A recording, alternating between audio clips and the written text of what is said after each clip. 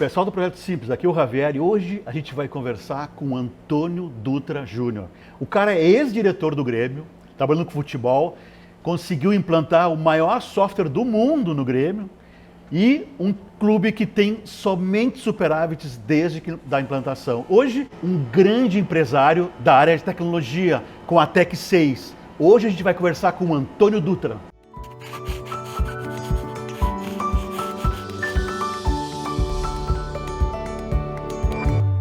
Bacana, cara, quero te agradecer de coração esse bate-papo, Antônio, porque tu é um cara que, uma referência nessa área de tecnologia, né? Muitos dos meus colegas que te conhecem têm isso, né? Essa vibe de empreender, né?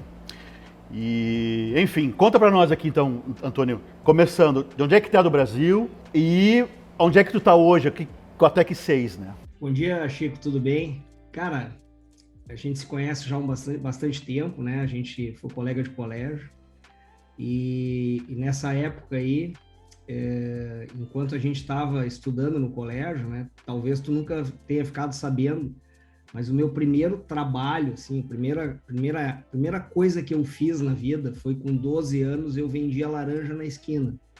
Com meu pai e meu tio, eles tinham uma rural velha, e ele ia buscar laranja lá em Montenegro, parava numa esquina ali perto da Cis Brasil e eu passava os turnos que eu tinha livre e nas férias vendendo laranja na esquina.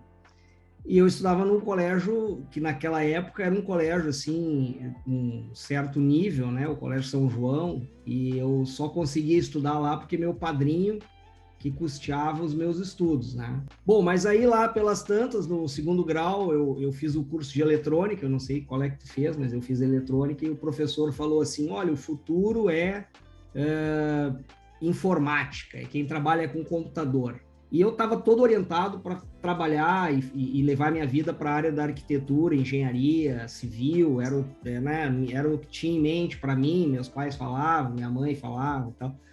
E eu fiz um cursinho na Galeria do Rosário, que era um desses cursinhos caça-níquel aí de TI, né? Fiz um cursinho de operador de console IBM.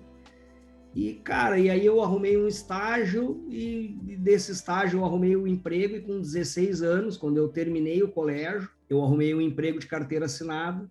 Meu velho disse para mim que até ali ele me ajudava e dali para frente era por minha conta. E eu fui fazer trabalhando, né?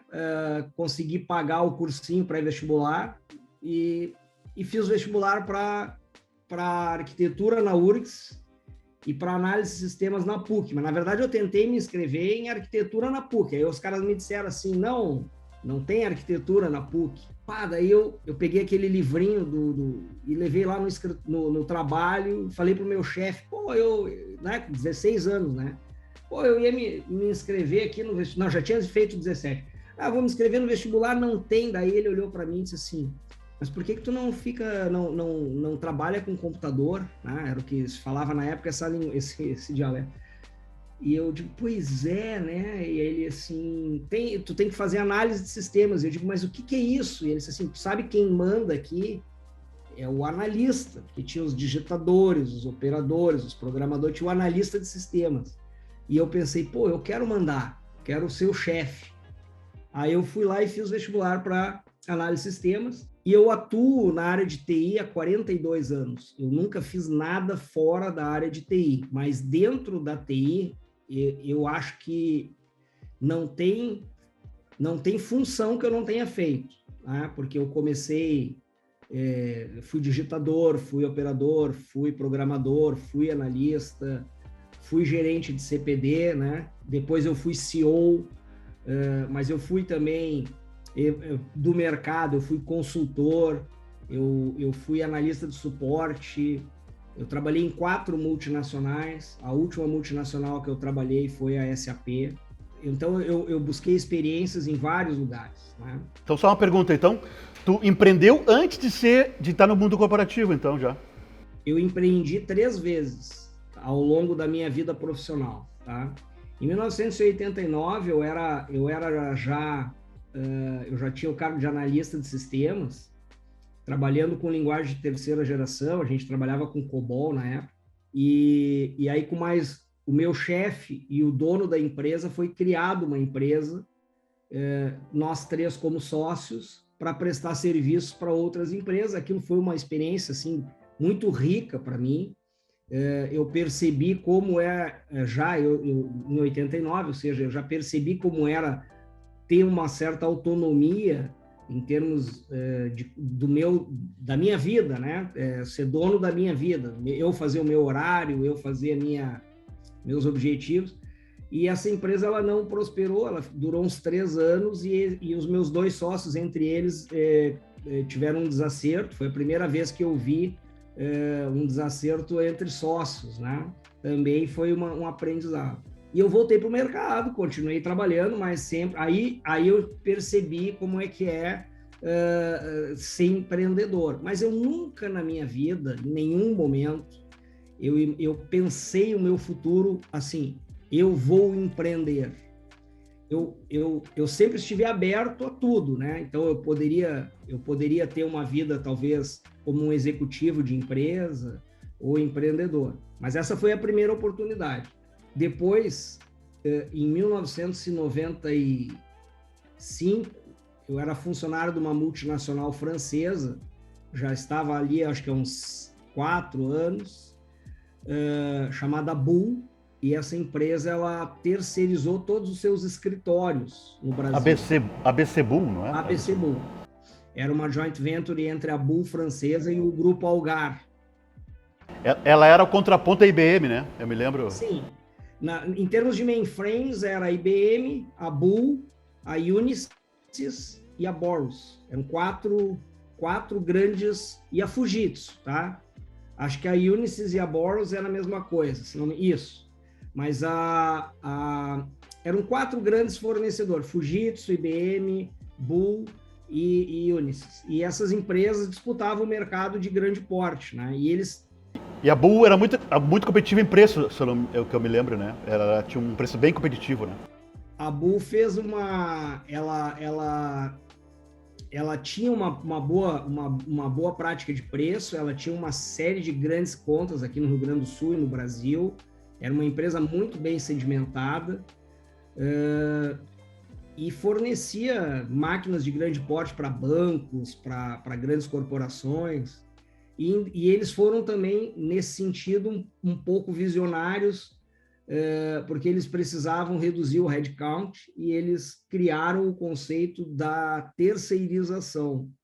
Eles transformaram todas as filiais deles no Brasil em empresas. Então, a princípio era voluntário, quem queria ser sócio da empresa, eles ajudavam a fazer esse arranjo societário, e aqui em Porto Alegre foi criada uma empresa, e eu era sócio dessa empresa, e aí na empresa o meu papel era cuidar da área comercial. Eu fiquei com a área comercial porque eu era um cara que vinha de software, e a empresa era muito focada em hardware.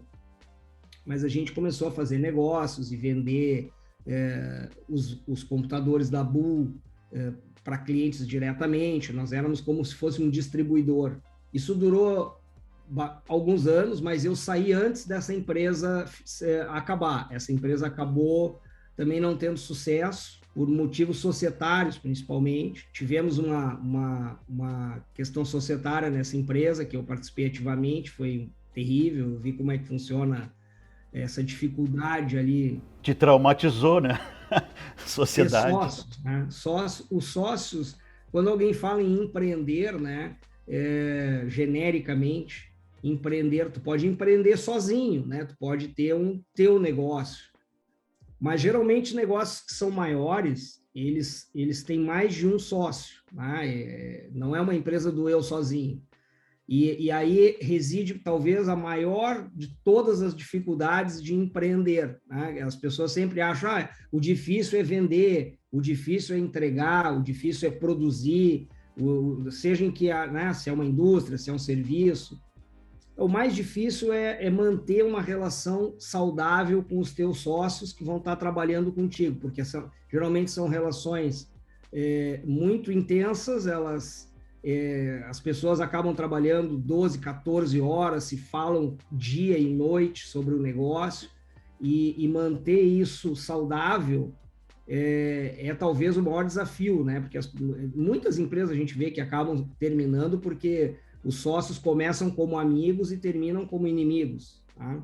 Então depois a gente pode falar um pouquinho sobre isso, mas só para finalizar minha linha de tempo. Aí no ano 2000 eu fui contratado quando eu não estava feliz nessa empresa, eu fui contratado por uma empresa de São Paulo chamada Decision Warehouse, que distribuía no Brasil softwares da Hyperion e da Business Object. Depois passou a distribuir também um produto argentino chamado Fuego, que era um produto de gestão de processos.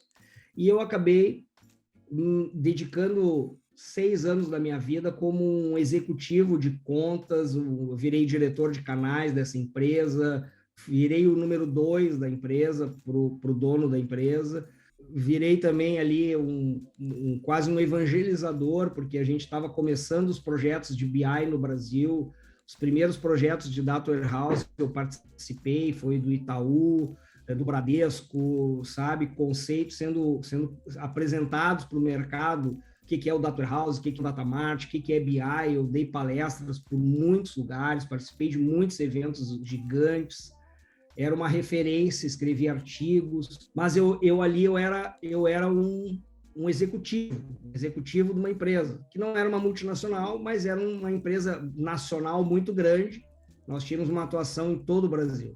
Então, aconteceu que em 2005, mais ou menos, eu bolei um produto, um software de planejamento financeiro, que teve muito sucesso, mas a gente começou muito pequeno, a gente começou com 4 pessoas, nós éramos 4 sócios, e eu me orgulho de dizer que os 4 estão comigo até hoje, tá?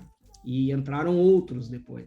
E hoje a gente tem uma empresa muito sedimentada, uma referência no Brasil em termos de planejamento financeiro. A gente tem clientes em todo o Brasil, nós temos muitos clientes na Argentina, clientes no Panamá, clientes na Colômbia, no Peru, clientes nos Estados Unidos, clientes na Europa, muitos clientes em Portugal. Temos 3 escritórios no Brasil e estamos hoje chegando perto dos 135 colaboradores, tá?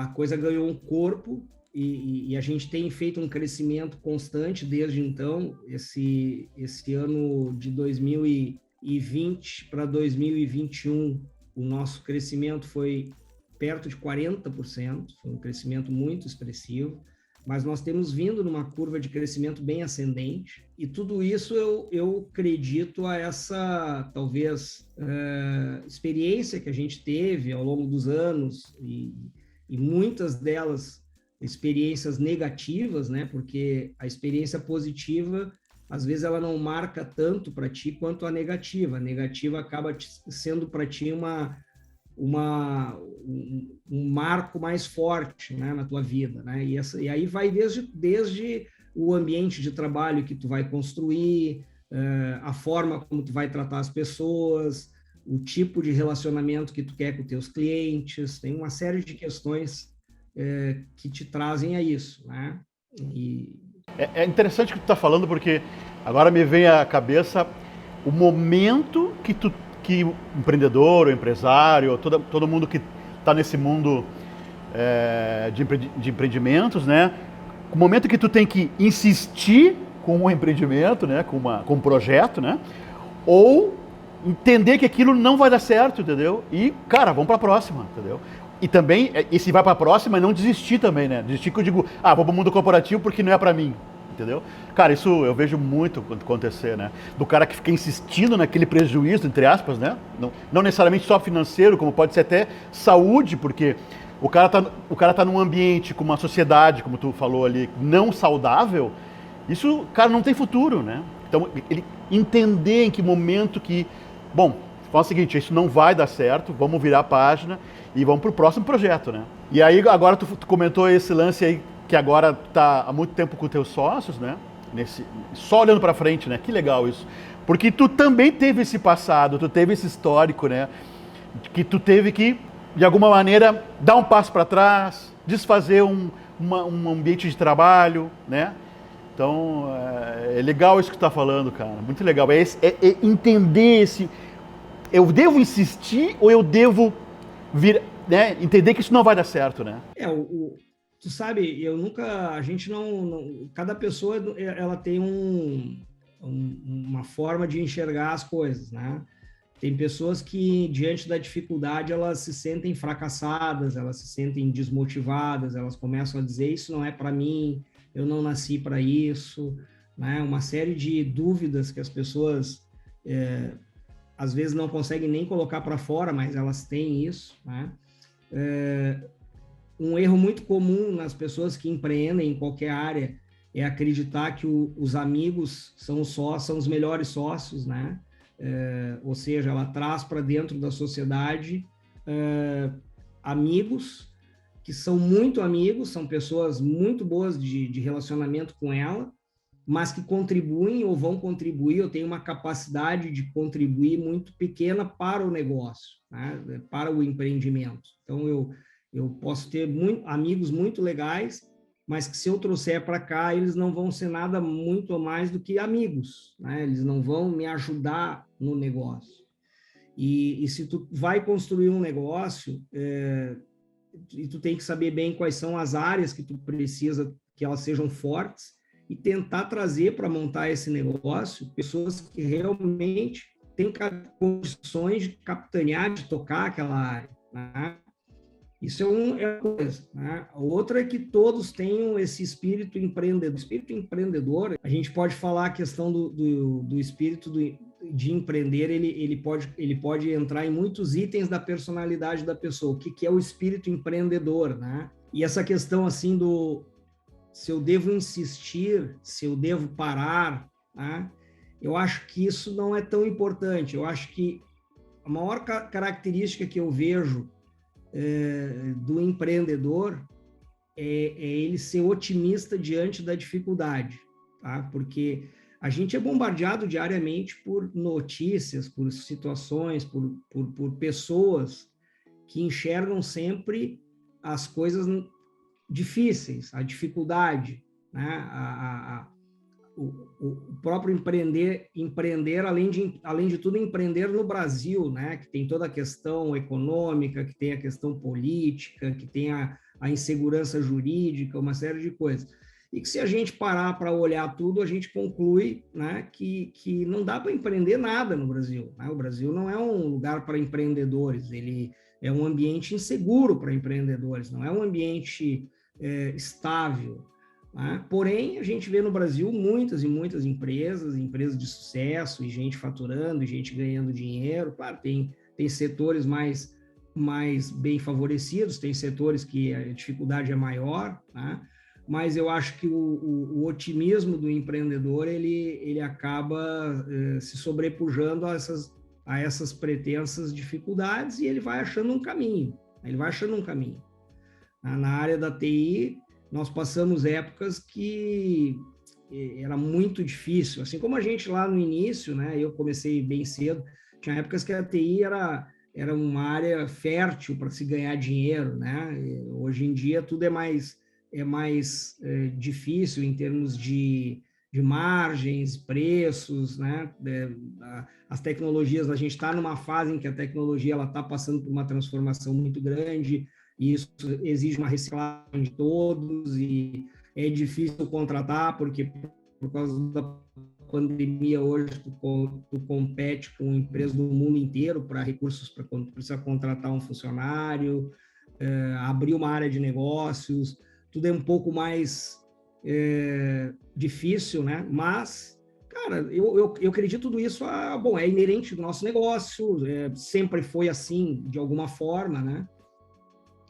Mas escolher os sócios é importante, manter uma atitude positiva diante da dificuldade é importante, ter uma resiliência, guardadas os exageros, né? É claro que tem uma diferença entre ser resiliente e ser maluco, né? Quando tu sabe que o negócio não vai para frente, mas mesmo assim tu insiste, não é a tua insistência que vai fazer talvez o negócio ir para frente, né? É um caminho sem volta, mas tu precisa ter esse tipo de análise, né? Tu precisa ter esse tipo de visão E é aquilo, né? O negócio que não deu certo hoje, ele não quer dizer que tu seja um fracassado, que tu não tenha condições de fazer.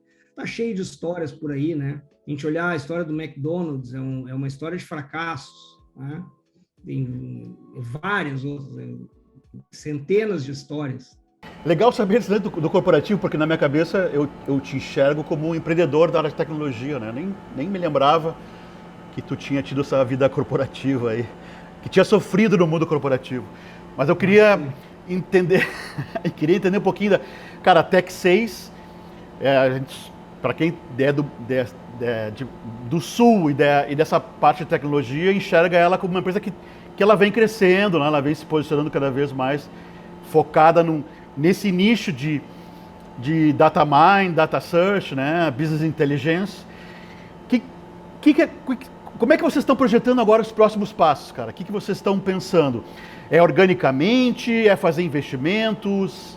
O que vocês estão planejando? Nós sempre trabalhamos com um produto nosso e ao redor desse produto todos os serviços associados, tá?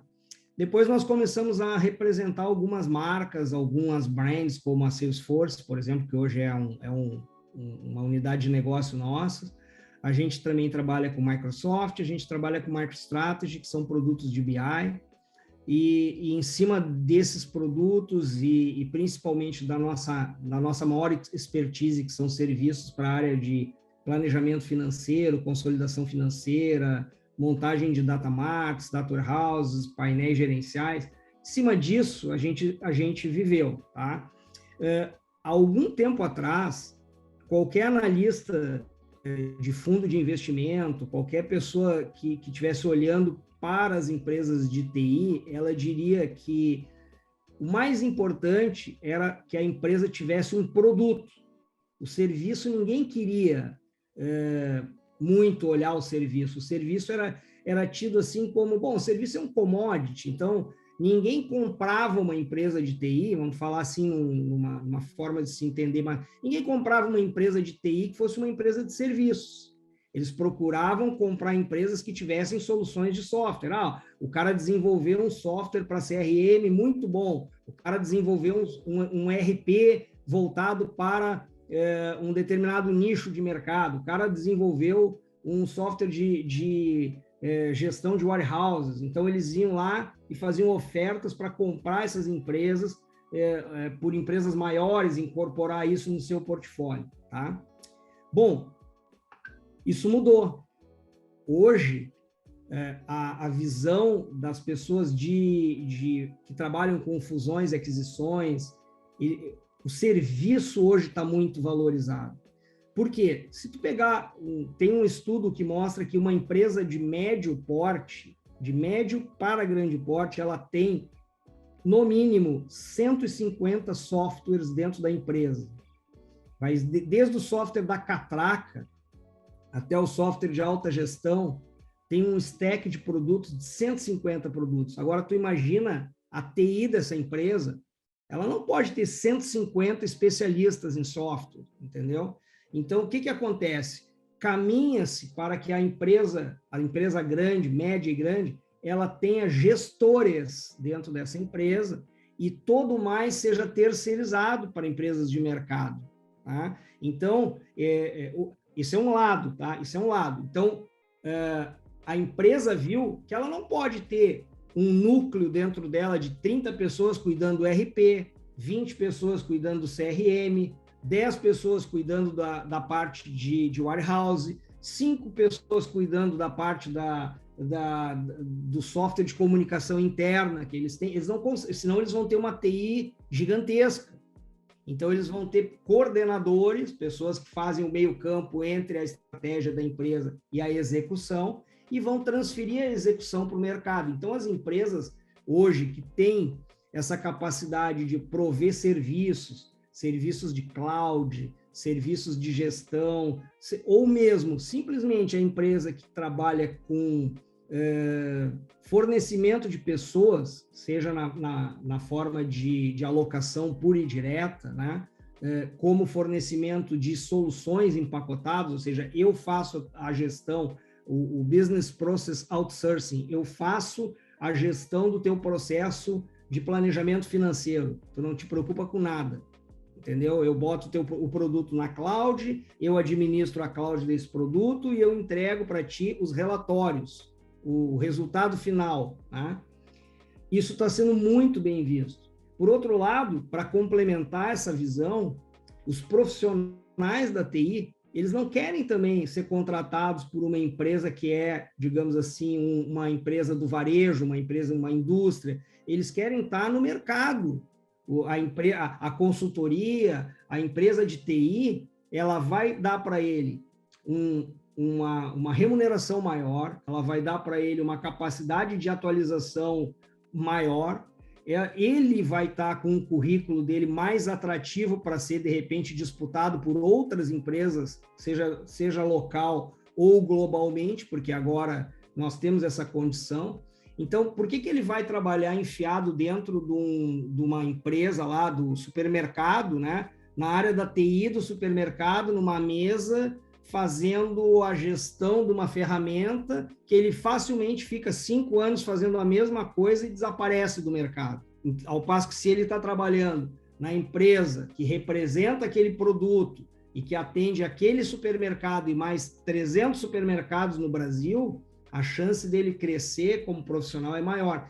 Então, hoje, vai haver, nos próximos anos, uma certa consolidação, uma certa onda de fusões e aquisições, muitas empresas vão ser compradas, e talvez daqui a uns 5 anos, 6 anos, a gente tenha poucos players em empresas com muitos funcionários. Tá? Então, do ponto de vista da nossa estratégia, o nosso crescimento está baseado nisso, em cada vez aumentar mais a quantidade de pessoas na empresa. A gente está se preparando, passou esses 2 últimos anos se preparando para passar para um estágio onde a gente possa ter 500 colaboradores, 600 colaboradores e até mais, porque isso depois, os processos internos, eles estão estabelecidos, a tua capacidade de contratar e prover profissionais, ela se dá de forma geométrica, né?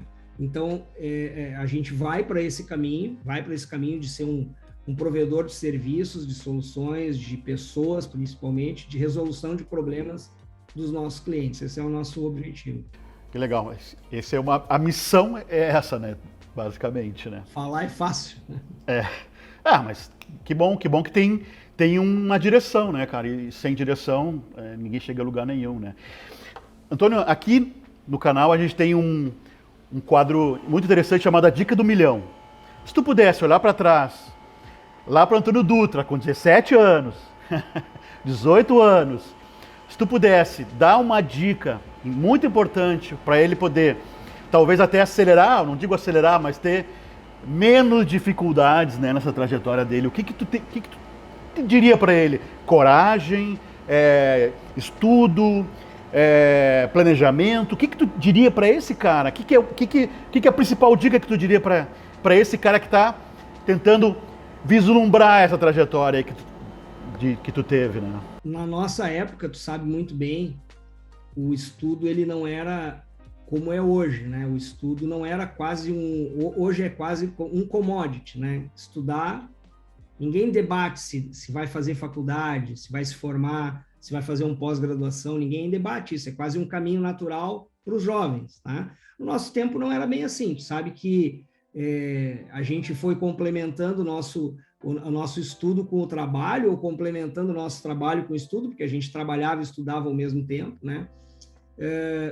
Uma dica de ouro que eu dou para qualquer pessoa da área de TI que queira entrar na área de TI, que esteja começando, pensando no futuro, é idiomas. Eu acho que a pessoa fundamental ela ser fluente em inglês, ser fluente em espanhol. Eu acho que isso ninguém vai a lugar nenhum hoje em termos de empreender em software, na área da TI, se não dominar amplamente o inglês, se não tiver pelo menos um espanhol, porque em muitos lugares a gente pode falar espanhol, e talvez até um outro idioma, quem sabe, né? Porque hoje em dia a globalização, aquela relação que tu construía, assim, o cara tinha um ótimo networking em Porto Alegre, na Serra Gaúcha, o cara era bem conhecido e tal. Hoje não é suficiente. Hoje tu tem que ter contatos no mundo inteiro. Eu, por exemplo, aqui a gente é contratado por empresas americanas, seguidamente a gente tem que entrar em calls, a gente fornece mão de obra para empresas nos Estados Unidos que exigem que o funcionário tenha um inglês fluente. Tá? Então, às vezes o cara não consegue avançar, não é porque ele não conhece Java, não conhece, ele não é um bom programador full stack, não, é que ele não consegue se comunicar. Tá? Ele não consegue entender os requisitos. Quando vem uma especificação funcional, ele não consegue entender, ele tem dificuldade para entender.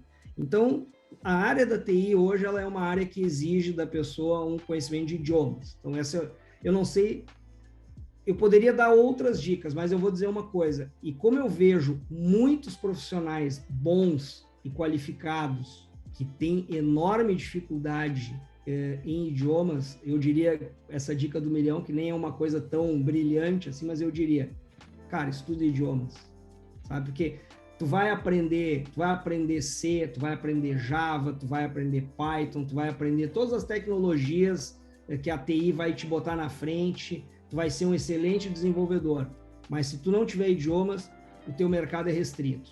Tu vai ser um cara sempre colocado fora das reuniões, fora das grandes decisões, tu não vai conhecer outros lugares, tu não vai ter possibilidade de viajar, tu não vai poder fazer um bom intercâmbio, tu não vai poder, de repente, ser transferido da filial São Paulo para a filial Miami, por exemplo, como a gente conhece muitos amigos meus que começaram aqui em Porto Alegre, foram para São Paulo, de São Paulo foram para os Estados Unidos, estão aí no Texas, estão em Houston, estão em Miami.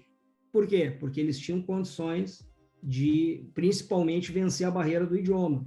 Tá? Então, o mercado da TI é um mercado global. Ele não pensar em TI. Eu posso dar uma segunda dica do milhão? A segunda dica do milhão é: se tu tem uma grande ideia de software, essa ideia tem que ser uma ideia global. Se tu quer fazer um app, como muitos caras sonham, né? Eu vou desenvolver um app e vou botar na Apple Store, na Google Store, lá e vou ficar rico. Tá? Se for um produto que só vai ter serventia para o Brasil, a resposta é não vai dar. Tá? Agora, se conseguir bolar um app que ele é atrativo para o mundo todo, a tua chance é bem maior. Tá? Então, TI é um negócio global, não é um negócio local. Já foi, não é mais. Legal, você tem que fazer esse compilado das dicas de milhão, porque, cara, cada bate-papo, cara, é um valor, assim, que muito louco, cara, muito louco. E um parênteses aqui, que eu queria te perguntar, curiosidade, a tua experiência com o Grêmio, cara, com esse mundo do futebol, cara.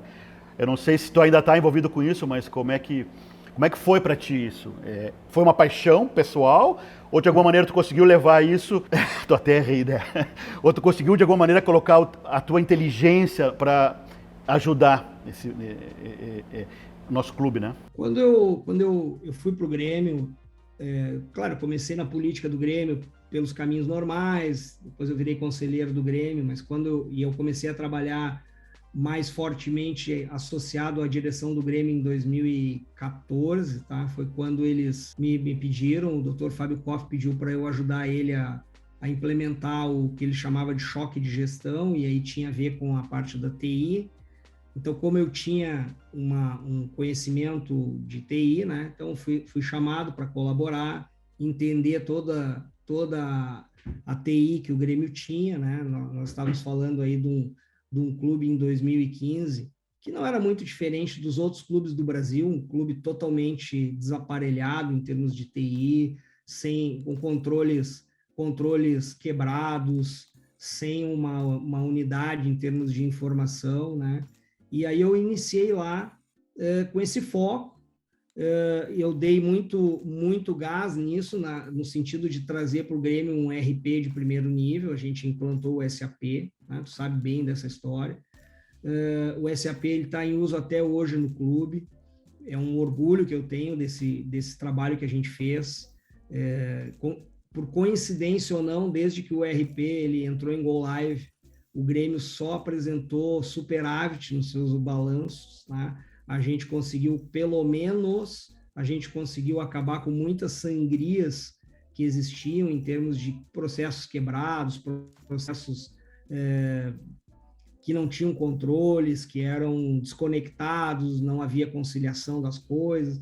E a gente viu que outros clubes foram nesse mesmo caminho, né? Alguns ainda não chegaram lá. E aí trabalhar com um clube de futebol é uma coisa totalmente diferente de trabalhar com empresa, né? O clube de futebol, ele se parece mais com uma cooperativa, talvez, porque o presidente ele é eleito, ele tem um mandato, então aquela turma que está na gestão, depois ela sai, entra outra turma, não é uma empresa com um dono, né? É uma coisa maluca, né?